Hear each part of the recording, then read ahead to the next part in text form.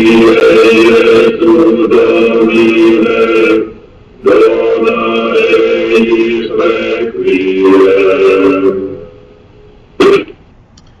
evening, gentlemen. Today we're going to be looking at the Black Death that spread throughout Asia, Europe, and Africa and significantly impacted the population and also the cultures of those areas. Now, the culprits of the disease, and especially the spread, you have the bacteria that would multiply in a flea's gut. That flea would then bite the rat, and then another flea would then bite that rat, and it would then jump on the human. So you have many things taking part in the spread of this disease. Now, from the beginning, it all begins because of a mini ice age that occurs during the 13th century, or 14th century, 1300s. The mini ice age causes a decline in the agriculture, causing a famine, and because of that famine, people's immune systems are weaker, and that allows for the disease to spread very quickly. Now, with the famine, the majority of Europeans were farming almost all the land that they could cultivate. Thanks to the heavy plow, this allowed for more land to be cultivated. It could turn up that hard clay. There was now an overpopulation, and because of that overpopulation, you had many people packing into that one area, which now allows for disease to spread very quickly.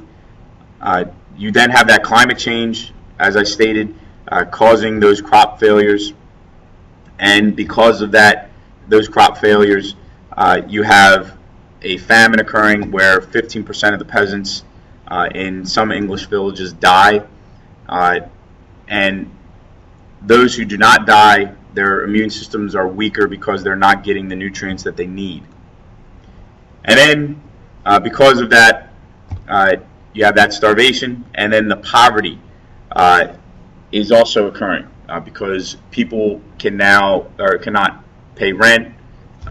Some of them are actually kicked out, and they are now susceptible to the disease.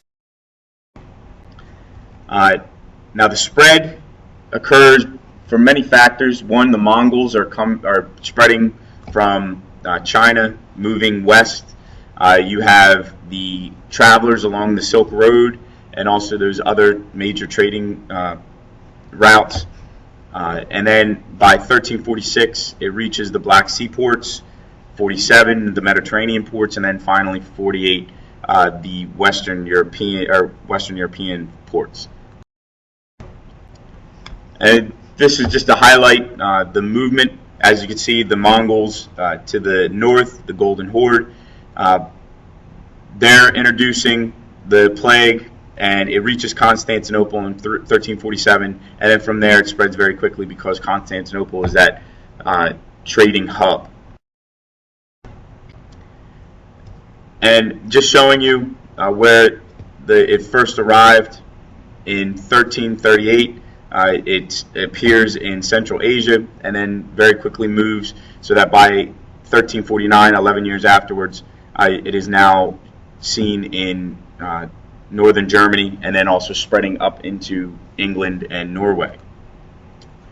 But something to think about, okay, what was happening in Eurasia that allowed for the rapid spread of the plague? You know, some of the things I hinted at before, but also think about the other major events that are occurring. So this is just the cycle of the disease. The rat drinks the blood, and then the flea or eats the dead human. I know, pretty image to think about, but it does that. The flea then bites the rat. Bacteria multiplies in the flea's gut. The flea then bites the human, regurgitates the blood, and then the human is now infected. They die. Rats are there. They eat them, and so on and so forth. There were Now, just giving you an idea, there were rats everywhere. I mean, it wasn't uncommon to see multiple rats in one area because the sanitary conditions were not all that good. And so, especially in the poor sections of town, so rats were everywhere in cities and everywhere. So, the brown rat,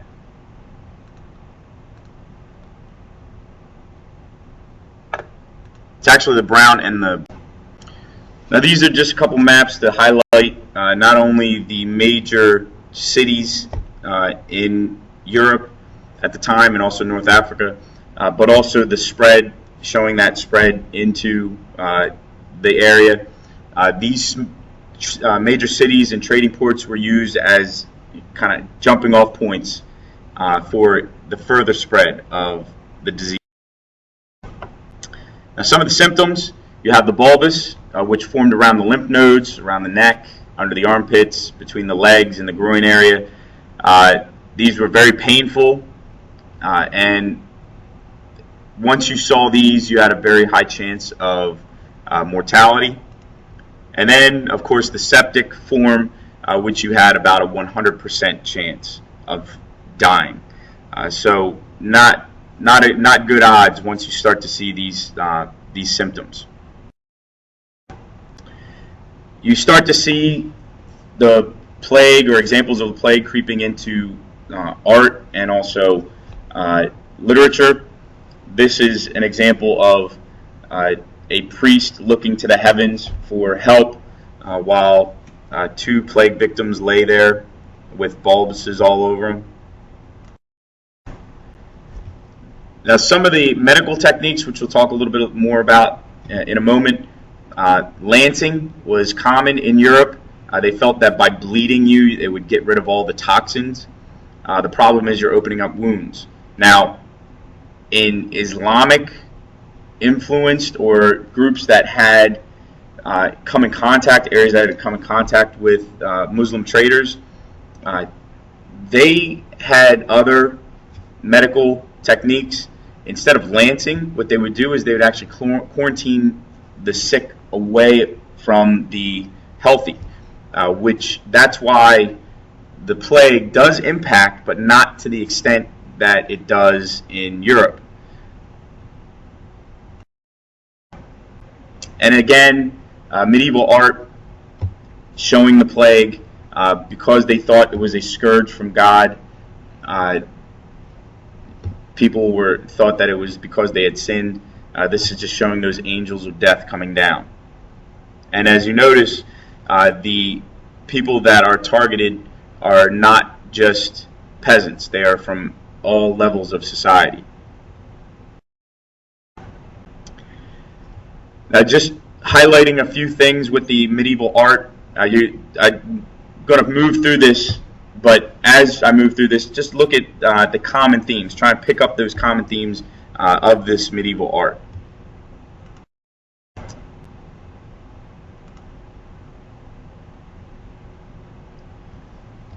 So, one is that obsession with death. As you can see, the skeletons representing death, blowing the trumpets and sounding the drums. This is the time when the Grim Reaper starts to pop up, where you have the skeletal figure with the sickle claiming his victims. A saying at the time, a victim ate lunch with their friends and dinner with their ancestors.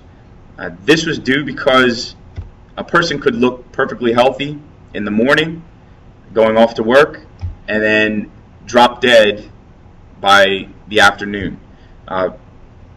Now, just think about the psychological impact that would have on the community.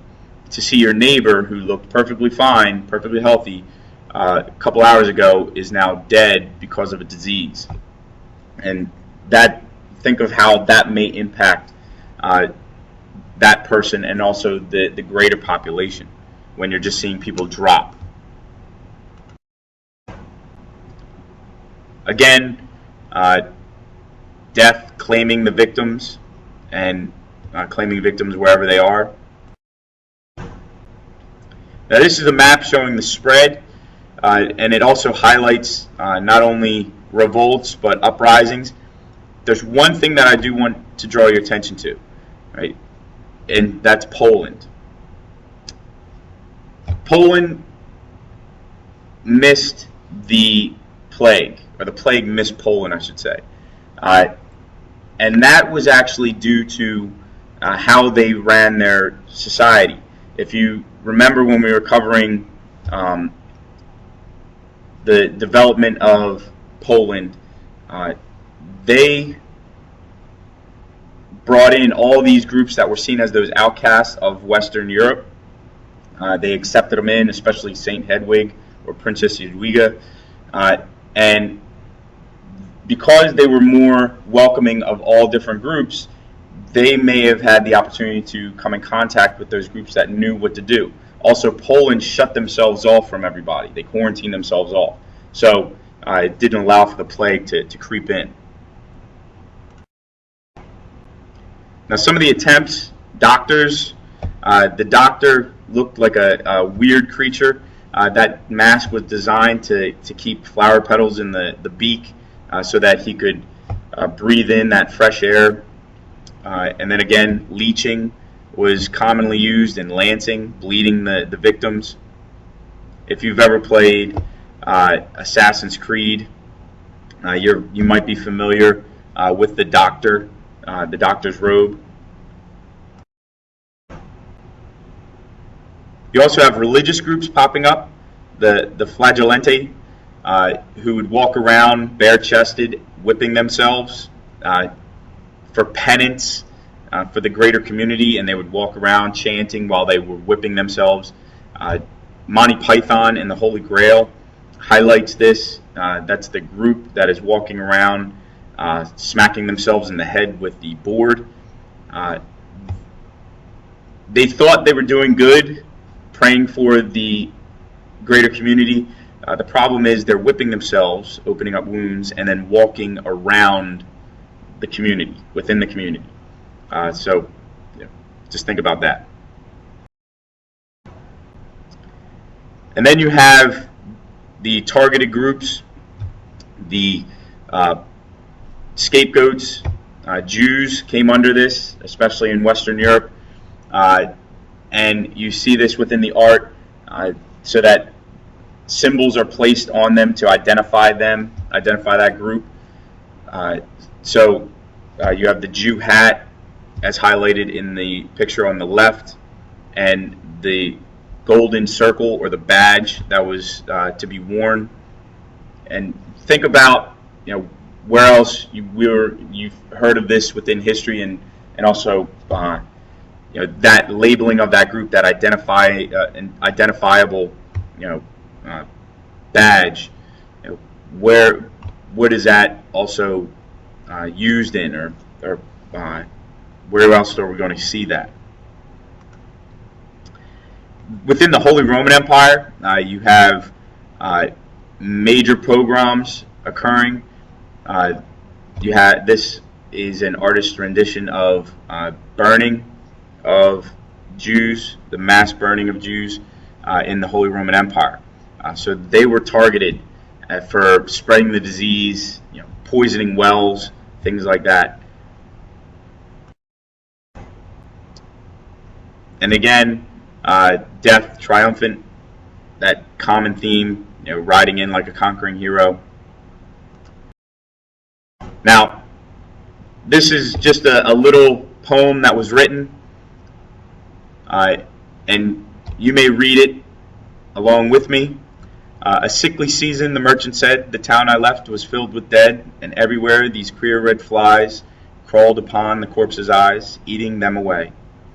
Fair make you sick, the merchant said, they crawled upon the wine and bread, pale priests with oil and books, bulging eyes and crazy looks, dropping like the flies.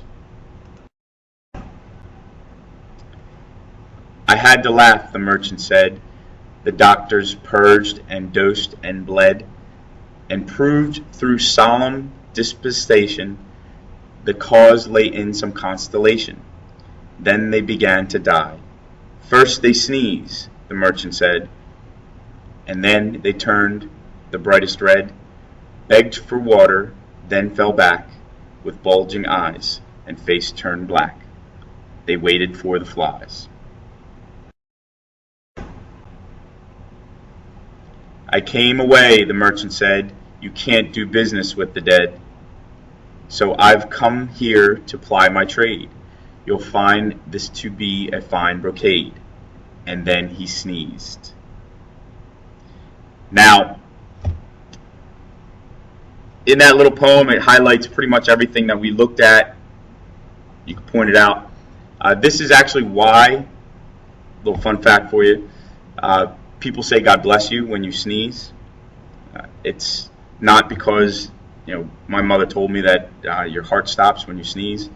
It's not because of that. They say God bless you because that was the first symptom of the plague. So think about that next time somebody sneezes. So within that area, the mortality rate was between 35% and 70% of the population, 25 million dead.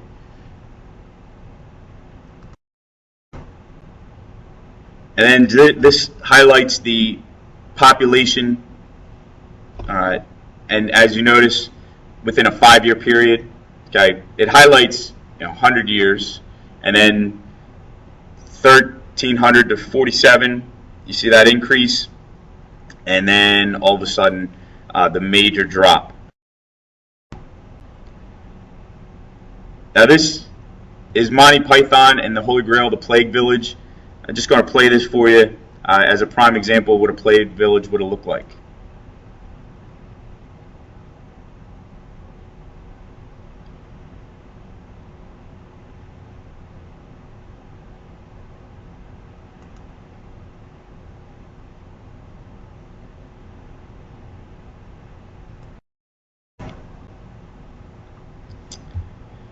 So, something to think about. What were the political, economic, and social effects of the Black Death? We're going to discuss this tomorrow. Have a great day.